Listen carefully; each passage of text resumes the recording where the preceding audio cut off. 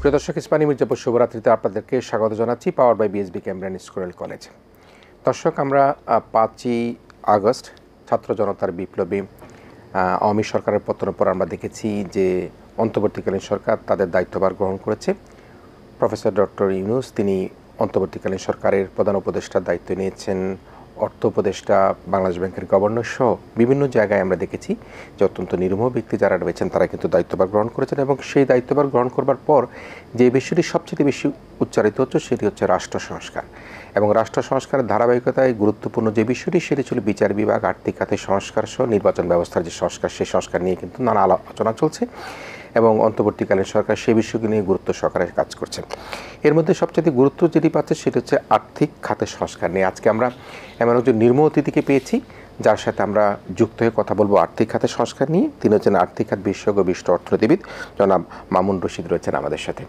আমি স্বাগত জানাই আমার প্রিয় অতিথি, আমার প্রিয় ব্যক্তিত্ব, আমার আইডল জনাব মামুন রশিদ আপনাকে। হ্যাঁ, আপনার জ্ঞান, আপনার বিশ্লেষণ সব কিছু কিন্তু আমাদেরকে মুগ্ধ করে এবং আপনার নির্মোহতাও কিন্তু আমাদের দর্শকদের আকৃষ্ট করে।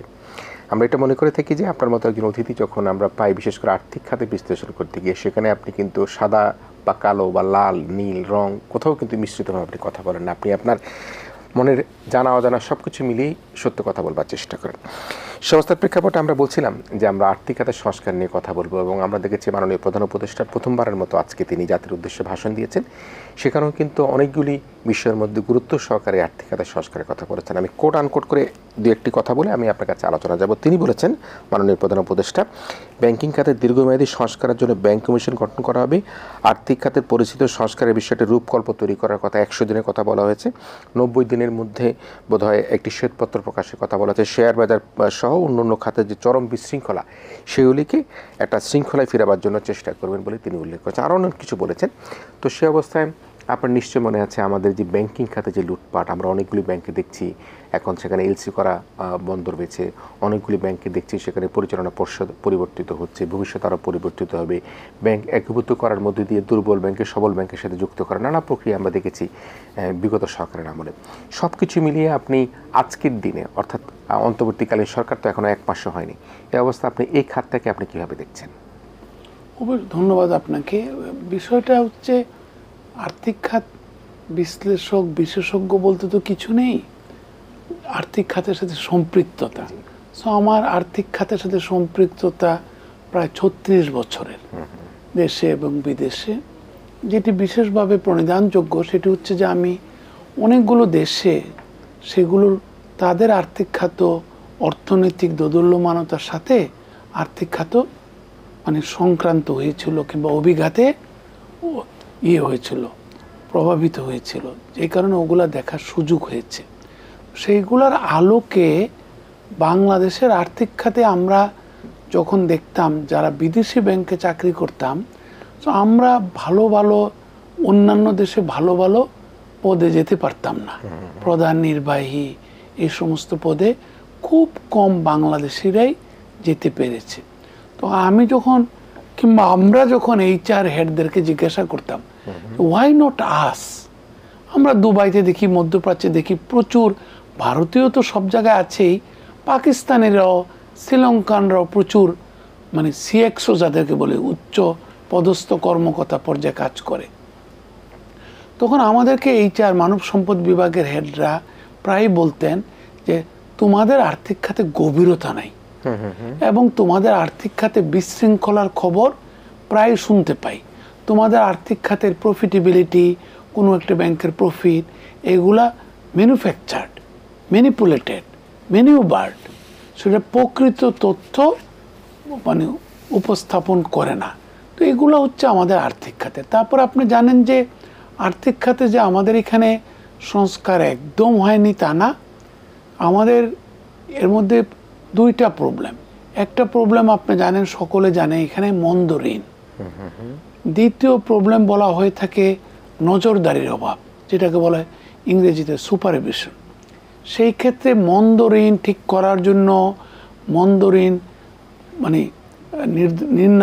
নির্ণয়নের জন্য, নির্দিষ্টকরণের জন্য ফিনান্সিয়াল সেক্টর রিফর্ম প্রজেক্ট হয়েছে 90-এর দশকে। তারপরে আমরা দেখেছি বাণিজ্যিক ব্যাংক সংস্কার প্রকল্প বিশ্ব ব্যাংকের অর্থায়নে, এর আগে ফিনান্সিয়াল সেক্টর রিফর্ম প্রজেক্ট ছিল ওয়ার্ল্ড ব্যাংক, ইউএসআইডি এবং জাইকার অর্থায়নে। তারপরে বাণিজ্যিক ব্যাংক সংস্কার প্রকল্পটি মূলত ছিল বিশ্ব ব্যাংকের অর্থায়নে। বিশ্ব ব্যাংকের একটা কমিশনও গঠিত হয়েছিল, যেটার নাম ছিল জাঙ্গিয়া কমিশন। তারপরে আসছে সেন্ট্রাল ব্যাংক স্ট্রেংথেনিং প্রজেক্ট, যেটা আমরা বলেছি নজরদারির অভাব। এবং সেন্ট্রাল ব্যাংক স্ট্রেংথেনিং প্রজেক্টের তত্ত্বাবধানে সবচেয়ে পরিণামযোগ্য বিষয় ছিল অফসাইট সুপারভিশন ডিপার্টমেন্ট বাংলাদেশ ব্যাংকের, যেটা আমরা প্রযুক্তি সহায়তা নিয়ে এবং ব্যাংকগুলো থেকে ডেটা যেগুলো আসে, যেটাকে আমরা প্রচলিত অর্থে বলি রিটার্ন সাবমিট করা, সেইগুলা আমরা না যেয়ে ওই সমস্ত তথ্য প্রমাণাদির বিশ্লেষণ সাপেক্ষে আমরা ব্যাংকের নজরদারির গুণাগুণ বাড়াবো। তারপরে সেন্ট্রাল ব্যাংক স্ট্রেংথেনিং প্রজেক্ট, রাষ্ট্রায়ত্ত ব্যাংকগুলোতে পুনঃমূলধায়ন করা। তাদের মূলধন কম, আপনি জানেন যে আন্তর্জাতিক মানে স্ট্যান্ডার্ড অনুসারে যেটাকে বলা হয় বাজেল, তো বাজেল 1, বাজেল 2, বাজেল 3, ঝুঁকির বিপরীতে পুঁজি কতটুক রয়েছে, ব্যাংকগুলোর কতটুক মূলধন প্রয়োজন সেইগুলা। তাহলে মূলধনায়ন এটি একটি মেজর ইস্যু। আমরা দেখেছি যেমনটি বাজেটারি অ্যালোকেশনের মাধ্যমে রাষ্ট্রায়ত্ত ব্যাংকগুলোর দুষ্ট ঋণের বিপরীতে কিংবা মন্দ ঋণের বিপরীতে যে লস প্রভিশন করে, যার ফলে ক্যাপিটাল কমে যায়, সেইটার বিপরীতে বাজেট থেকে বাজেটারি অ্যালোকেশনের মাধ্যমে রাষ্ট্রায়ত্ত ব্যাংকগুলোতে ধনায়নের ব্যবস্থা করা হয়েছে। আর কিছু কিছু প্রাইভেট ব্যাংক তারা নিজেরাই এটাকে আমরা বলি সাবঅর্ডিনেটেড লোন কিংবা capital second tier 2 capital or stock dividend, আপনি যদি কোনো লিস্টেড কোম্পানির সাথে থেকে থাকেন কিংবা পাবলিক লিমিটেড কোম্পানির সাথে থেকে থাকেন, বোনাস শেয়ার এগুলা দিয়ে কিংবা আমরা রিজার্ভ একটু বাড়িয়ে আমরা পুরোপুরি যতটুকু মূলধন প্রফিট করেছি মুনাফা পুরোটা ডিস্ট্রিবিউট না করে মালিকদের মধ্যে কিছুটা রেখে রিজার্ভকে বাড়াই। রিজার্ভও হচ্ছে টিয়ার 2 ক্যাপিটালের অংশ, যার ফলে মূলধন বাড়ানো। তো আমরা পরে কি দেখলাম, আপনি দেখেন একটা প্রাইভেট ব্যাংকের মূলধনের জন্য আইসিবিকে প্রথমে ব্যবহার করা হলো, সেইটার কোনো অডিট হলো না, জোর করে ব্যবহার করা হলো। পরবর্তীকালে ওই প্রাইভেট ব্যাংকটা যথেচ্ছাভাবে রাষ্ট্রায়ত্ত খাতের ডিপোজিট নিল, নেওয়ার পরও যথেচ্ছা ঋণ দিল, প্রাইভেট ব্যাংকটা ফোকলা হয়ে গেল। তার পুনঃমূলধনায়নের জন্য আবার সোনালী জনতা অগ্রণী রূপালী ব্যাংক আইসিপিকে ব্যবহার করা হলো। এই শুরু হলো একটা। আমি একটু যুক্ত করতে চাই, আপনি ঋণ দিল শব্দটা ব্যবহার করেছেন, সেই ঋণটাও কি ঠিক মতো দিয়েছে কিনা? অবশ্যই দেওয়া হয়নি, আসছি আমি। তারপরে কেন মূলধন কমে যায়? কারণ আমার যদি লস হয়, আমার যদি টাকা ঋণের টাকাটা আর ফেরত না আসে আমার আলমিরাতে, আমার সিন্ধুকে, মানে ব্যাংকের কফার যেটাকে বলা হয়, সো তাহলে তো আমার টাকা থাকবে না, আমার নতুন মূলধন আনতে হবে। কার মূলধন? আমি বাজেটের অ্যালোকেশনের টাকা, যেটা আমি হসপিটাল করতে পারতাম, ব্রিজ করতে পারতাম, শিক্ষা প্রতিষ্ঠান করতে পারতাম, সেটা না দিয়ে প্রায় প্রতি বছর নিকট অতীত পর্যন্ত বিশ্ব ব্যাংকের এবং IMF-এর বিশেষ করে খবরদারির কারণে এটা আমরা কন্টিনিউ করতে পারি না অর্থ মন্ত্রণালয়। আদারওয়াইজ আপনি দেখবেন এই 2-3 বছর আগ পর্যন্ত প্রতি বছর রাষ্ট্রায়ত্ত ব্যাংকগুলোর মানে তাদের যে খেলাপি ঋণের কারণে যে তাদের মূলধনের ঘাটতি, এটা পূরণ করা হতো বাজেটারি অ্যালোকেশনের মাধ্যমে, থোক বরাদ্দের মাধ্যমে। তারপরে IMF-এর কারণে হয়নি। যে কথাটা আরেকটা বলতে চেয়েছিলাম, রাষ্ট্রায়ত্ত ব্যাংকের কথা বলেছি, প্রাইভেট ব্যাংকও এখানে হচ্ছে পারস্পরিক পৃষ্ঠ চুলকানি। তারা একে অপরের ইনসাইডার লোন দেওয়া, পরিচালকদের লোন দেওয়া, পরিচালকরা যথেচ্ছাভাবে তারা চালাতো ব্যাংক, যার ফলে সামগ্রিক। তারপরে আরেকটা জিনিস আসলো আমাদের, ব্যাংকের জোর করে মালিকানা পরিবর্তন। 5 তারকা হোটেলে বিশেষ এজেন্সির সহায়তা নিয়ে কেন্দ্রীয় ব্যাংকের সরাসরি আনুকূল্যে হঠাৎ করে ব্যাংকের মালিকানা পরিবর্তন হয়ে গেল, যেখানে ব্যাংকিং কোম্পানি অধ্যাদেশে পরিষ্কার লেখা আছে কোনো ব্যক্তি কিংবা প্রতিষ্ঠান কিংবা পরিবার একটি বাণিজ্যিক ব্যাংকের 10%-এর বেশি মালিক হতে পারবে না। তাহলে কিভাবে আমরা যে শুনতে পাচ্ছি, আপনি শুরুতেই বললেন যে একটা বেনিফিশিয়ারি ওনার বলে আমরা, আলটিমেট বেনিফিশিয়ারি ওনার বলে মার্কিন যুক্তরাষ্ট্রে আমরা যখন অডিট করেছি যে আলটিমেট বেনিফিশিয়ারি ওনারটা কে।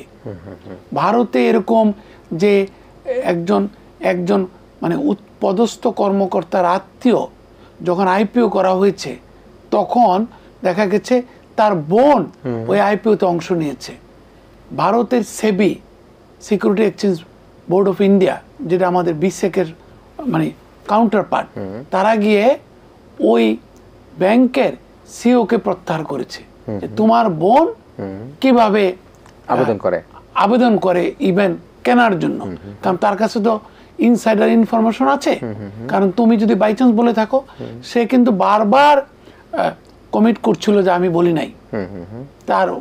তার হাজবেন্ড এবং আমার বোন তারা বিশ্লেষণ করে তারা একজন মালিককে চিনত, প্রমোটারকে।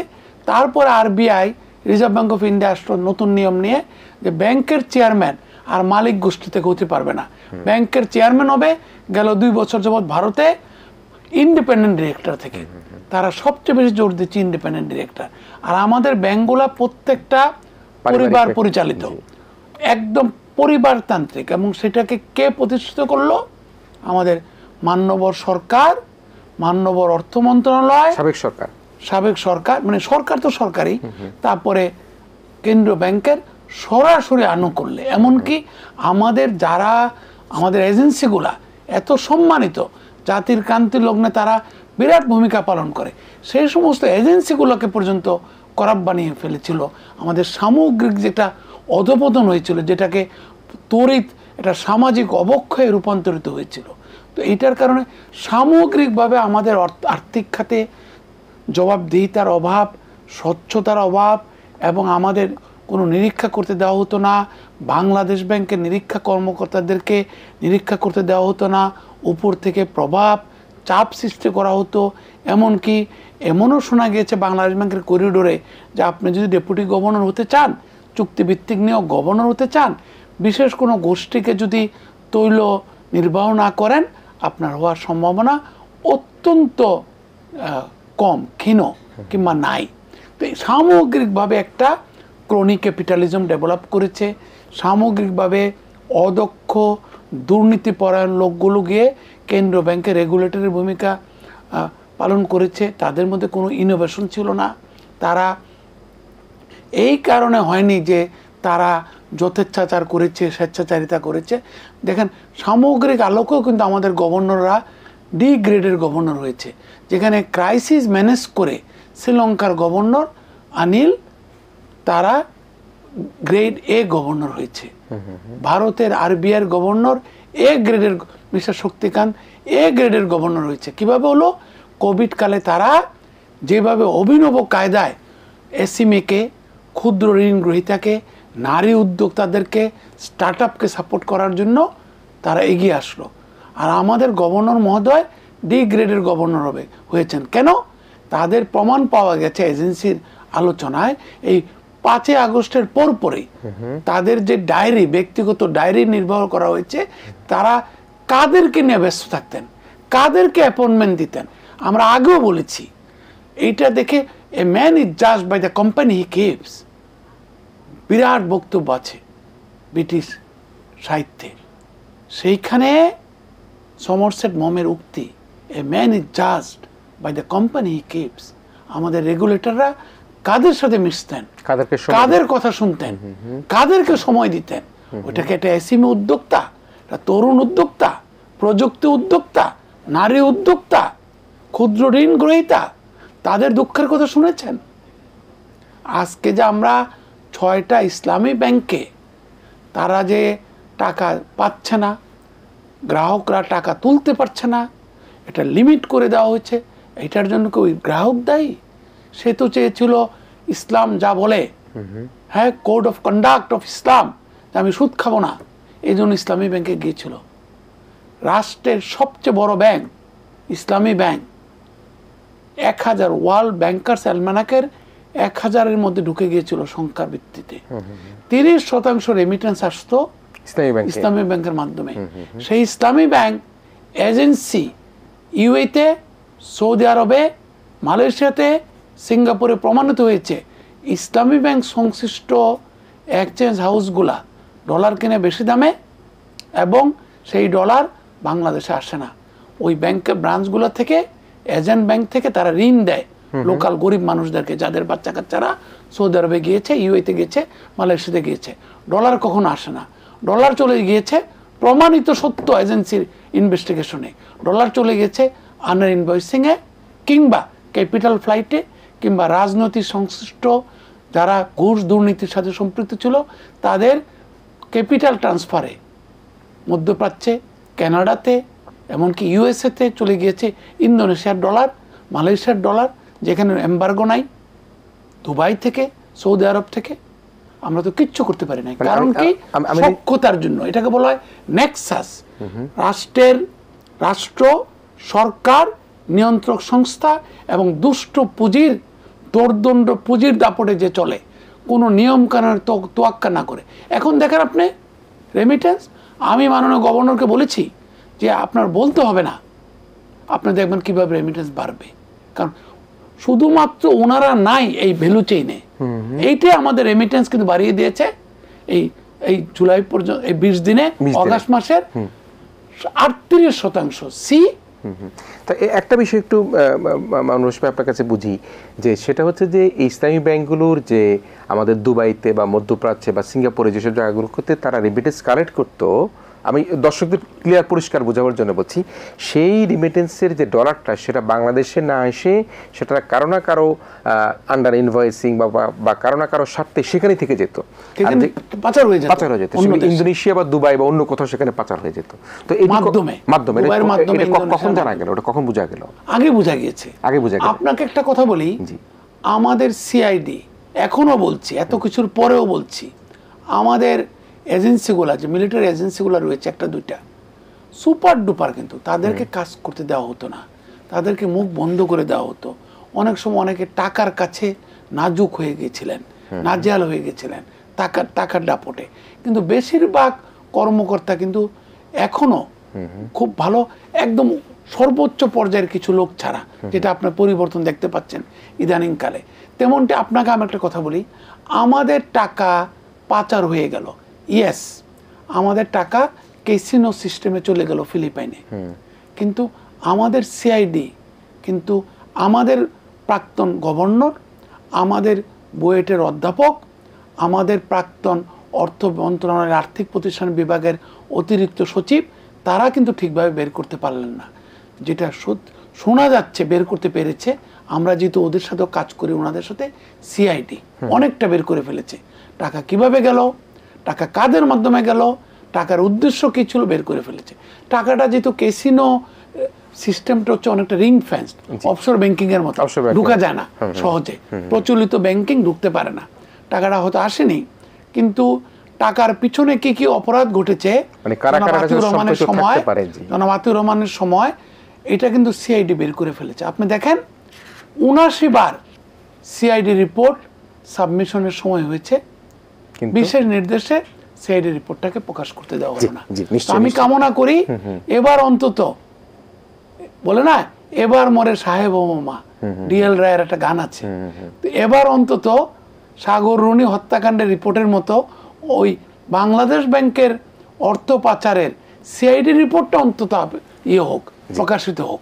ইসলামী ব্যাংকের মতো একটি ব্যাংক আপনি বলছিলেন সেটি কিভাবে ছিনতাই হয়ে গেল, যে ব্যাংকটি অত্যন্ত পপুলারিটি অর্জন করেছিল, মানুষের মধ্যে আস্থা অর্জন করেছিল। এর পাশাপাশি আপনি বলছিলেন যে কয়েকটি ব্যাংকের ইতিমধ্যে তাদের পরিচালনা পর্ষদ পরিবর্তন হয়েছে, 5 তারকা হোটেলে গিয়ে সেখানে ব্যাংকের মালিকানা পরিবর্তিত হয়েছে। কিন্তু শেষে যেটা বলছেন পাচারকৃত অর্থের কথা আপনি বলেছেন, কীভাবে টাকা পাচার হয়ে যাচ্ছে ইন্দোনেশিয়া বা অন্য দেশে, যেসব দেশগুলোতে এম্বার্গো নেই সেখানে চলে যাচ্ছে, সেই বিষয় নিয়ে আপনি যদি আপনার আলোচনা আবার ফিরে আসেন। এটা তো একটা মূলত হচ্ছে উন্ডি, দুইটা পার্ট। একটা পার্ট হচ্ছে আমাদের শ্রমিক, আমাদের যারা প্রবাসী বাংলাদেশি রয়েছে, যেটাকে রেমিটেন্সের দুইটা ভাগ, একটা হচ্ছে কিংবা এমপ্লয়মেন্টের, একটা হচ্ছে সারপ্লাস আর্নিং, শিক্ষিত যারা নাকি হোয়াইট কলার ওয়ার্কার, যারা মার্কিন যুক্তরাষ্ট্র কিংবা নর্থ আমেরিকা, ইউরোপ, অস্ট্রেলিয়াতে থাকে, যারা ব্লু কলার ওয়ার্কার, পরিশ্রমী, যাদের মূলত প্রবাসী শ্রমিক বলি আমরা, তাদের পাঠানো অর্থটা একদিকে তো হচ্ছে তারা বেশি রেট পেলে তারা হুন্ডি পথে চলে যায়, দ্বিতীয় হচ্ছে সব জায়গায় ব্যাংক ছিল না আগে, পরবর্তীকালে কেন্দ্রীয় ব্যাংক, অর্থ মন্ত্রণালয় এবং এমনকি প্রধানমন্ত্রী কার্যালয় সব জায়গার থেকে চাপিতে ব্যাংকের শাখা বেড়েছে, এক্সচেঞ্জ হাউস বেড়েছে। আগে তো ধরেন মালয়েশিয়ার থেকে আমরা দেখতাম, আমরা যখন মালয়েশিয়া অডিট করেছি তখন দেখতাম মালয়েশিয়াতে বাংলাদেশের বেশিরভাগ শ্রমিক কাজ করে রাবার প্ল্যান্টেশনে, এগ্রিকালচার প্ল্যান্টেশনে। তারা ব্যাংক হচ্ছে কুয়ালালামপুরে কিংবা বড় একটা জায়গায়, আর তারা অনেক রিমোটে কাজ করে। সৌদি আরবে আমরা দেখেছি বেশিরভাগ শ্রমিক যেহেতু কৃষি শ্রমিক, তারা মানে আবাদি জমিতে কাজ করছে, কনস্ট্রাকশনে কাজ করছে দূরে দূরে। সো তাদের কাছে ব্যাংক যেতে পারতো না। সেই ক্ষেত্রে ইসলামী ব্যাংকের একটা আমি 5-6 বার 7 বার সৌদি আরবে গেছি, 2-3 বার ইসলামিক কারণে পবিত্র নগরীগুলোতে ভিজিট করার জন্য কিংবা হজ ব্রত পালন করার জন্য, আর 3-4 বার গিয়েছি বাণিজ্যিক উদ্দেশ্যে রেমিটেন্স বাড়ানোর জন্য। তো আমার সম্যক অভিজ্ঞতা ছিল ইসলামী ব্যাংকের ওনারা চেষ্টা করতেন ডেরায় যেতে সৌদি আরবে, তারপরে যেতে পারতো না। তো এখন ব্যাংকের ব্রাঞ্চ বেড়েছে, কিন্তু তারপরেও আপনি দেখেন আমাদের এত শ্রমিক বেড়েছে গেল, এত সমস্যা সত্ত্বেও কিন্তু আমাদের রেমিটেন্স বাড়ে না। আমাদের শ্রমিক বেড়েছে, ধরেন যাওয়া বেড়েছে প্রায় 3-4 গুণ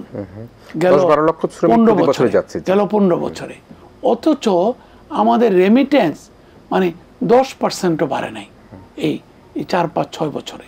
তো এটার কারণ কি? কারণ হচ্ছে হুন্ডি।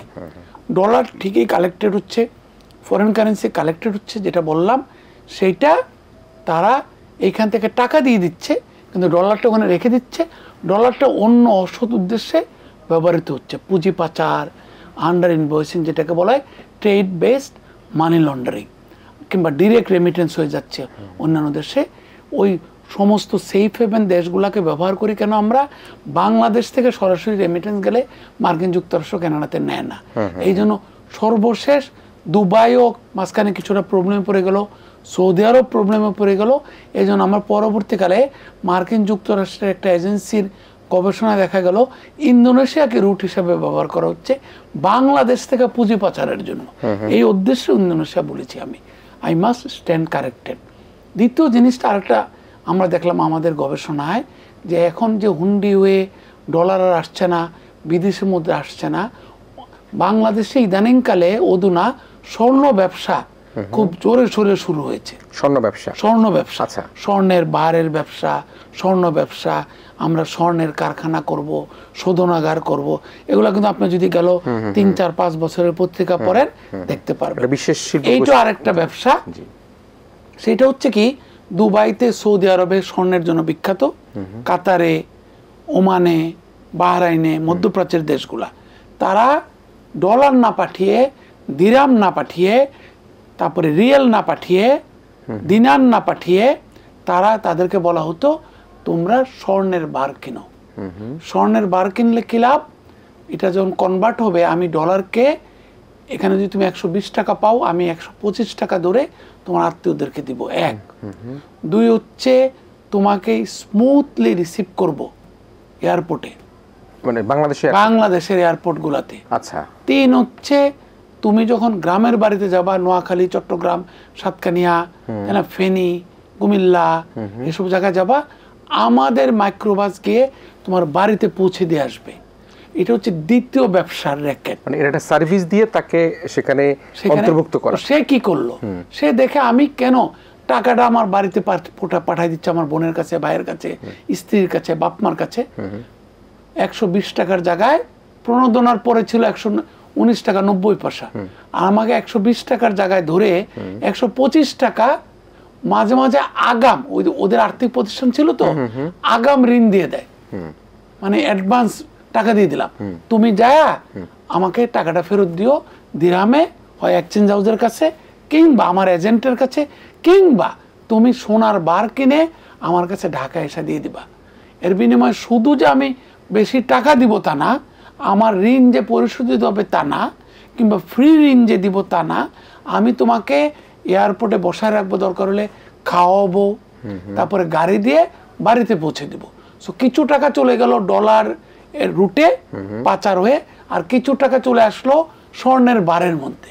তাহলে এই জাতি, গরিব জাতি, লোভী জাতি, নৈতিক অবক্ষয়ের জাতি, সে কি ডলার থেকে বঞ্চিত হওয়ার কথা না?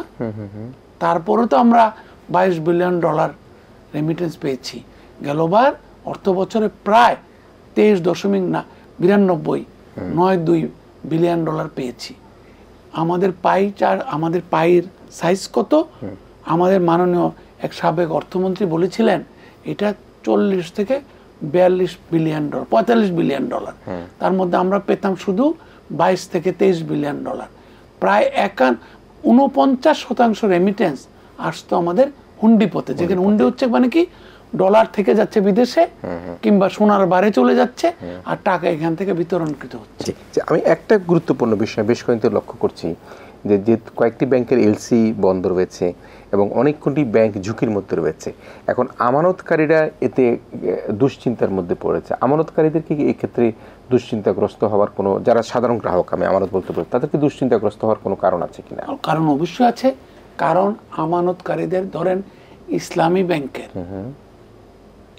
1,60,000 কোটি টাকা তাদের আমানত, সেই ব্যাংকের 50,000 কোটি টাকা শুধু নিয়েছে বিভিন্ন নামে বেনামে। আরও রিপোর্ট হবে, কেন্দ্রীয় ব্যাংকের মাননীয় গভর্নর মহোদয় অলরেডি বলেছেন যে তারা নিরীক্ষা করবেন টাকা কোথায় গেল, কিভাবে গেল, কারা দিল, এটা তো বের করতে হবে টাকাটা যদি আদায় করতে হয়।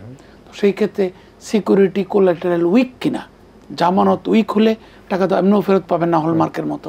সো সেই ক্ষেত্রে একটা ব্যাংকের 1/3 আমানত ঋণ হিসাবে, মন্দ ঋণ হিসাবে এখন ধরবো, যেহেতু পলাতক হয়ে গেছে সবাই। এখন কারা নিবে, কারা ফেরত দিবে, তাদের কলকারখানা চলছে না। আমাদের যে একটা কেস 22 সিচুয়েশন। আবার ব্যবসায়ীরা বলছে, জনাব সালমান রহমান বলেছেন, আপনারা শুনেছেন, আমাকে যদি আটকে রাখেন জাতির ক্ষতি হবে, কারণ আমি এতগুলা শ্রমিকের চাকরি দেই।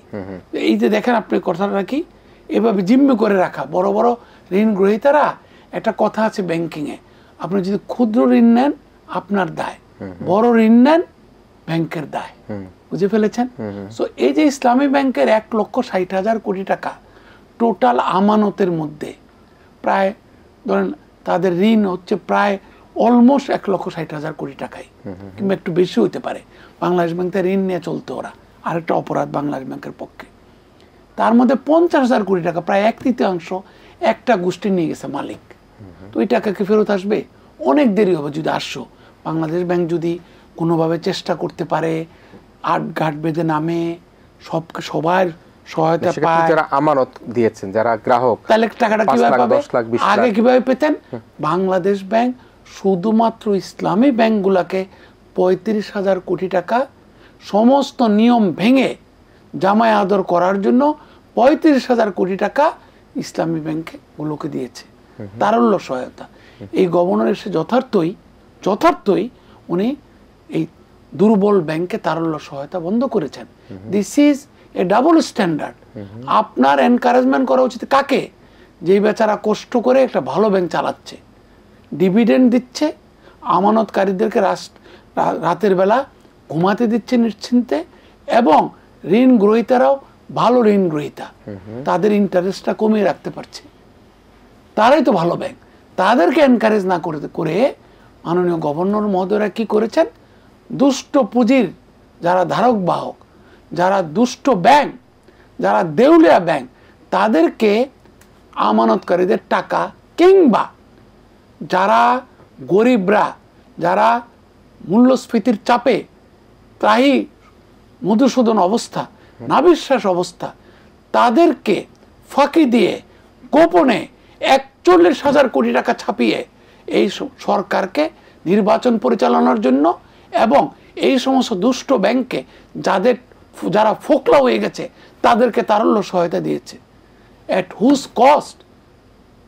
আজকে যে 1,000 কোটি টাকা এই আমাদের মরিচের কেজি, তার দায় দায়িত্ব কে নিবে? আজকে যে 14% আপনারা বলছেন খাদ্য মূল্যস্ফীতি, এই বিবিএস, যে বিবিএসকে কেউ বিশ্বাস করে না, সেই বিবিএস এর তালিকায় 12 থেকে 14% হয়ে গেছে খাদ্য মূল্যস্ফীতি।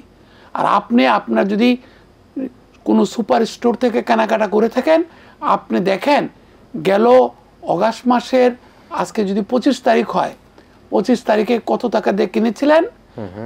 আজকের 25 তারিখের ক্যাশ মেমোটা নেন, এটা বুঝবেন 1 বছরে আপনার মূল্যস্ফীতি কত ছিল। সেই মূল্যস্ফীতি অঙ্ক করে আমরা বের করেছি 19% মূল্যস্ফীতি। তো 19% মূল্যস্ফীতির চাপ কেন?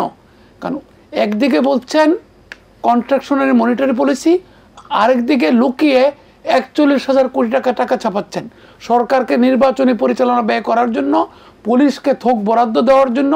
যে পুলিশ রাতের আধারে নির্বাচন করেছে, যেই পুলিশ আমার ভাইকে, লেখককে, সাংবাদিককে মেরে ফেলেছে বিনা বিচারে, ডিএসএ অ্যাক্ট করেছে যে বিচারক, তাকে আপনি টাকা দিয়েছেন থোক বরাদ্দ। আর এইটার সমস্ত সমস্যা কাকে আক্রান্ত করেছে? সেই রিক্সাওয়ালাকে, সেই কৃষককে, শ্রমিককে, কারণ সে মূল্যস্ফীতির চাপে তার নাভিশ্বাস উঠেছে।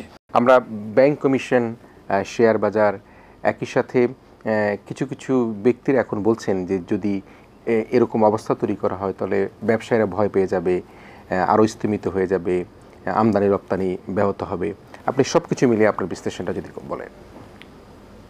প্রথম কথা হচ্ছে ব্যাংক কমিশন কিংবা ব্যাংকিং সংস্কার কমিশন, সেইটার তো যদি আমরা শক্তিশালী কেন্দ্রীয় ব্যাংক পেতাম, দরকারই ছিল না। কেন্দ্রীয় ব্যাংক তার দায়িত্ব পালনে ব্যর্থ হয়েছে। কোথায় কোথায় ব্যর্থ হয়েছে আমি এই পর্যন্ত সমর্থন করি ব্যাংক সংস্কার কমিশন গঠনকে, যেমনটি প্রধান উপদেষ্টা আজকে বলেছেন তার মূল্যবান বক্তব্যে জাতির উদ্দেশ্যে, যে ওই ভুলগুলো আমরা কিভাবে ব্যাংকগুলোকে শক্তিশালী করতে পারি, মন্দ ঋণ কমাতে পারি, অন্যান্য দেশের অভিজ্ঞতার আলোকে, সাকসেসফুল দেশের অভিজ্ঞতার আলোকে, সাকসেসফুল কেন্দ্রীয় ব্যাংকের অভিজ্ঞতার আলোকে সুশাসন আরও নিশ্চিত করতে পারি, মন্দ ঋণ কমাতে পারি, অভ্যন্তরীণ ঋণ কিংবা ইনসাইডার লোন যাকে বলে পরিচালকদের নিজের বেনিফিশিয়ারি গ্রুপকে ঋণ দেওয়া, এগুলো কমাতে পারি, প্রযুক্তির ব্যবহারের মাধ্যমে ঝুঁকি ব্যবস্থাপনাকে দক্ষ করতে পারি, মানব সম্পদের উন্নয়ন করতে পারি, এবং আমাদের ব্যাংকগুলোতে সেই মানদাতার আমলের সেবাপণ্য সেগুলোকে অন্যান্য দেশের আলোকে কীভাবে আধুনিক সেবাপণ্য আনতে পারি ব্যাংকগুলোতে, এইগুলাই মনোযোগ দেওয়া উচিত। এবং এটা 3 থেকে 6 মাসের বেশি হওয়া উচিত না। তাহলে স্বাভাবিক ব্যাংকিংটাকে স্বাভাবিকভাবে চলতে দিতে হবে। সেই সংস্কারের মধ্যে কেন্দ্রীয় ব্যাংকে এত অ্যাপ্লিকেশন করতে হয় কেন? কেন্দ্রীয় ব্যাংক কেন অটোমেশন করা যাচ্ছে না? কেন্দ্রীয় ব্যাংক কেন প্রুডেন্সিয়াল গাইডলাইন নিয়ে আসতে পারছে কিনা, সেইটা সম্পৃক্ত করা উচিত বলে আমি ব্যক্তিগতভাবে মনে করি। দ্বিতীয় হচ্ছে পুঁজিবাজার। আমাদের পুঁজিবাজার হচ্ছে ম্যানিপুলেশন, ম্যানুভারিং, ভাইদের দ্বারা পরিচালিত। কোনো গবেষণা নাই, কোনো ব্যাকগ্রাউন্ড রিসার্চ নাই বিনিয়োগকারীদের জন্য। আমরা অ্যাসেট ম্যানেজমেন্ট কোম্পানির লাইসেন্স দিয়েছিলাম যাতে করে পুঁজিবাজারে বিনিয়োগের ক্ষেত্রে আরও দায়িত্বশীলতা আসে।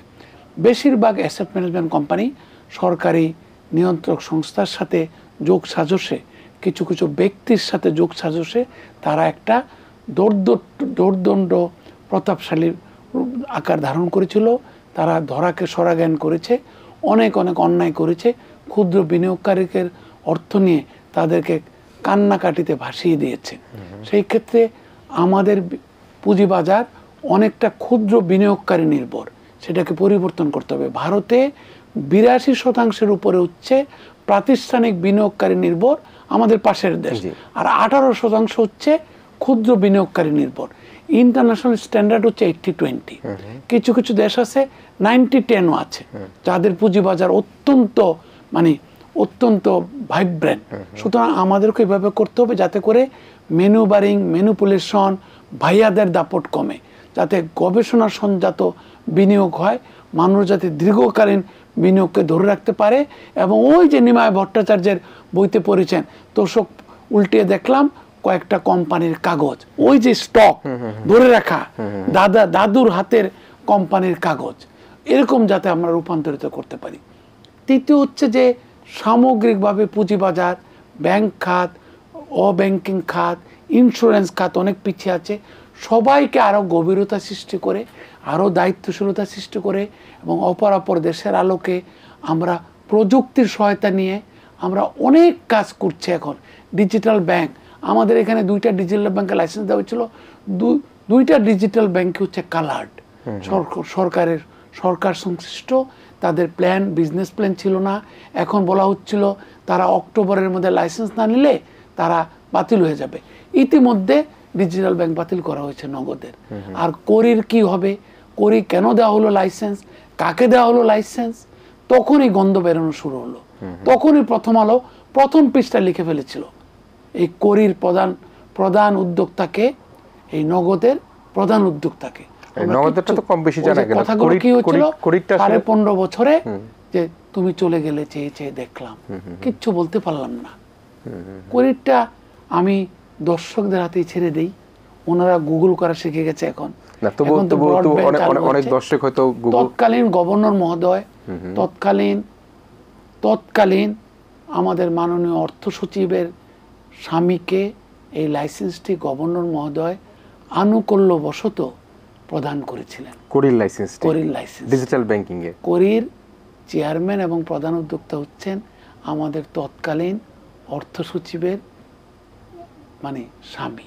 জি, এটি গভর্নর মহোদয় তাকে আমাদের উপহার হিসেবে আমাদের সবচেয়ে বড় গর্ব। এই যাবৎ বিকাশ একটা মানে ভার্ব হয়ে গেছে, তাই না? অ্যাডভার্ব হয়ে গেছে, মানে পেমেন্ট মানে বিকাশ, মানি ট্রান্সফার মানে পেমেন্ট মানে বিকাশ। সেই বিকাশ কিন্তু একটা বুদ্ধি বের করে সে কিন্তু ডিজিটাল ব্যাংকের লাইসেন্স পেল না। যেখানে বিল গেটস ইনভেস্ট করেছে, যেখানে চীনের আলিপে ইনভেস্ট করেছে, তারা কিন্তু লাইসেন্স পেল না। জাপানের অত্যন্ত ইনোভেশন ড্রিভেন একটা ডিজিটাল ব্যাংক, সে কিন্তু লাইসেন্স পেল না। লাইসেন্স কে পেল? নগদ, যে নাকি পোস্ট অফিসের ঘাড়ে ভর করে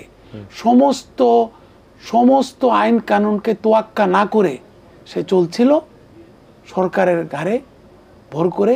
সে যারা রেমিটেন্স করত তাদের টাকা জমিয়ে রেখে তার ক্যাপিটাল বানিয়ে ফেলেছে। আর করি এখনো তো করিরই মুখ দেখলো না।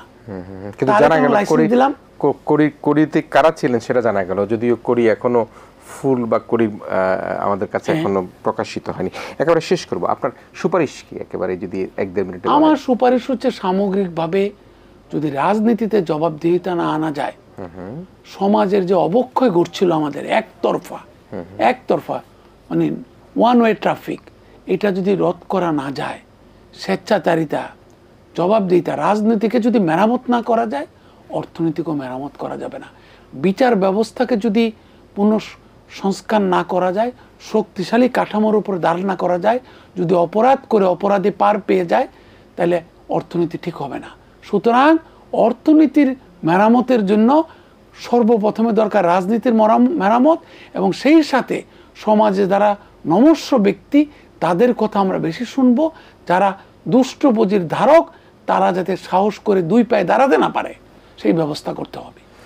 প্রিয় দর্শক, শুনছিলাম আর্থিক খাতের সংস্কার নিয়ে কথা, এবং সেটি মূলত যেটি হলো রাজনৈতিক একটা সদিচ্ছার কথা বলা হলো, এবং দুষ্ট চক্র থেকে বেরিয়ে এসে দুষ্ট চক্রে যারা ধারক তাদেরকে পরিহার করে আমরা আমাদের এই আর্থিক খাত সংস্কারের পাশাপাশি বিচার ব্যবস্থা, নির্বাচন ব্যবস্থা, রাজনৈতিক সদিচ্ছা এবং সর্বক্ষেত্রেই কিন্তু একটা সংস্কারের আহ্বান জানিয়ে আমাদের আজকের প্রিয় অতিথি জনাব মামুন রশীদ তার বক্তব্য প্রদান করেন। প্রিয় দর্শক, যারা তখন আমাদের সাথে ছিলেন, আমাদের এই আয়োজন ইস্পানি মির্জা শিবরাত্রিতে আপনাদের সবাইকে আমাদের আগামীকালকার অনুষ্ঠান দেখার আমন্ত্রণের মধ্যে দিয়ে আজকের মতো এই আয়োজন এখানেই শেষ করছি। আপনারা ভালো থাকবেন, সবাই মিলে ভীষণ ভালো থাকবেন।